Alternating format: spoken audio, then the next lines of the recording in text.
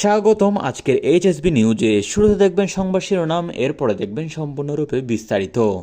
এবার এক জরিপে অংশ নেওয়া ভোটারদের 90% বেশি জানিয়েছেন তারা এবারের নির্বাচনে ভোট দিতে চান, আর 8% জানিয়েছেন তারা এখনও ভোট দেওয়ার বিষয়ে অনিশ্চিত বা ভোটে অংশ নেওয়ার বিষয়ে পরিকল্পনা করছেন না।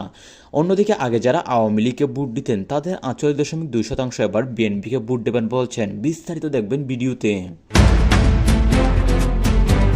এরপর মঞ্চের সামনে এক কোণায় দাঁড়িয়ে বক্তব্য দিচ্ছেন বিএনপি প্রার্থী। পাশে বসে আছেন দলের বেশ কয়েকজন স্থানীয় নেতা। প্রার্থীর বক্তব্য চলাকালেই হঠাৎ করে হুড়মুড় করে ভেঙে পড়ল মঞ্চ। এই সময় মঞ্চে থাকা ব্যক্তিদের সঙ্গে প্রার্থী নিজেও নিচে পড়ে যান। বিস্তারিত দেখবেন ভিডিওতে।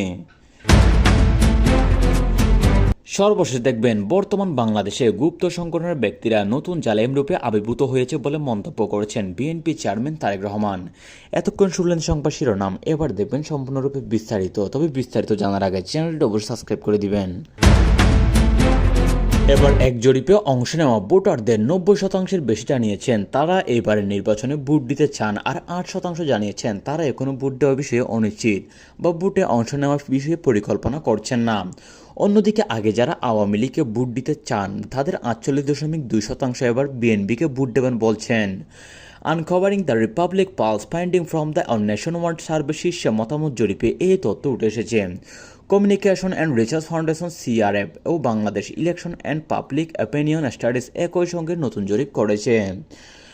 আজ বুধবার রাজধানীর জাতীয় প্রেস ক্লাবে আয়োজিত এক সংবাদ সম্মেলনে এই জরিপ ফল তুলে ধরা হয়। ফলে নতুন ধরনের সিআরএফ স্ট্র্যাটেজির কেউ অর্ডিনারা জাকারিয়া পলাশ তিনি জানান তারা দেশের 64 জেলার 180টি সংসদীয় আসনে ভোটারদের উপর এই মতামত জরিপ করেছেন। মতামত জরিপ করে অংশ নেওয়া 11,038 জন ভোটার 2025 সালে 20 নভেম্বর থেকে 2024 সালে 31 জানুয়ারি পর্যন্ত 2 ধাপে জরিপটি করা হয়। অপরদিকে মঞ্চের সামনে এক কোণায় দাঁড়িয়ে বক্তব্য দিচ্ছেন বিএনপির প্রার্থী। পাশে বসে আছেন দলের বেশ কয়েকজন স্থানীয় নেতা। প্রার্থীর বক্তব্য চলাকালে হঠাৎ করে হুড়মুড় করে ভেঙে পড়ল মঞ্চ। এই সময় মঞ্চে থাকা ব্যক্তিদের সঙ্গে প্রার্থী নিজেও পড়ে যান। কক্সবাজার 2 মহেশখালী কুতুবদিয়া আসনে বিএনপি প্রার্থী আলমগীর মাহফুজুল উল্লাহ ফরিদ নির্বাচনী সভার মঞ্চে ভেঙে পড়ার একটি ভিডিও গতকাল মঙ্গলবার রাত থেকে সামাজিক যোগাযোগ মাধ্যমে ছড়িয়ে পড়েছে। কুচখবর নিয়ে জানা গেছে, গত সোমবার রাতে কুতুবদিয়া উপজেলা আলী আকবর ডেল ইউনিয়নের তবলার চর এলাকায় এই ঘটনা ঘটেছে। সেখানে বিএনপি প্রার্থী নির্বাচনী পথসভা উপলক্ষে এই মঞ্চ নির্মাণ করা হয়েছিল। ভেঙে যাওয়া মুহূর্ত মঞ্চটিতে বিএনপি প্রার্থী ছাড়া ছিলেন কুতুবদিয়া উপজেলা পরিষদের সাবেক চেয়ারম্যান এটিএম নুরুল বশর চৌধুরী, উপজেলা বিএনপি আহ্বায়ক সৈয়দ আহমদ চৌধুরী, সদস্য সচিব এবং সালাম কুতুবদি, আলী আকবর ডেল ইউনিয়ন পরিষদে ইউপি ভারপ্রাপ্ত চেয়ারম্যান আক্তার কামাল শিকদার প্রমুখ।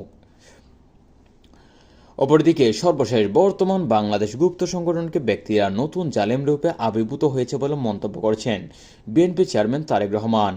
আজ বুধবার দুপুর বরিশালে নগরের রামদা রোডের রেলস পার্কের নির্বাচনী জনসভায় তিনি এই কথা বলেন। তারেক রহমান বলেন, এটি একটি রাজনৈতিক দল যাদের জন্য একটি পরিচয় আছে। জনগণ যাদের ভিন্ন পরিচয় চেনে, জনগণ তাদের গুপ্ত পরিচয় চেনে। আপনারা চেনেন কারা গুপ্ত। প্রিয় ভাই বোনেরা, বর্তমান বাংলাদেশে এক নতুন জালেমের আবির্ভাব হয়েছে। এই গুপ্ত সংগঠনের ব্যক্তিরা নতুন জালেম রূপে আবির্ভূত হয়েছে। আজ দুপুরে 12টার দিকে তারেক রহমান হেলিকপ্টারে করে বরিশাল স্টেডিয়ামে পৌঁছান। সেখান থেকে গাড়িতে করে তিনি নগরের বান্দর রুটে রেলস পার্কের জনসভায় আসেন।